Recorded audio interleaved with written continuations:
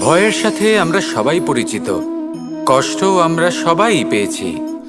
কখনো কখনো আমরা অসুস্থ হয়ে পড়ি, আর এমন সময় হলে মাতার মমতা, কখনো বাবার স্নেহ, কখনো বন্ধুদের পাশে থাকার অনুভূতি আমাদের রোগ নিরাময়ে সাহায্য করে।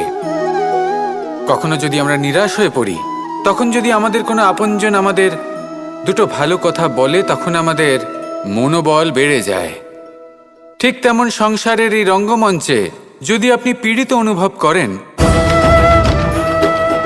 কিছু শুভ কথা আলোচনা করুন, কিছু স্তুতি গান করুন, কিছু মুহূর্তের জন্য হলেও নিজের ইষ্টদেবের কথা স্মরণ করুন আর প্রার্থনা করুন।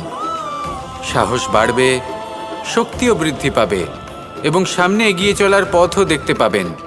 তখন এই মন প্রসন্ন হয়ে বলবে, রাধা রাধা।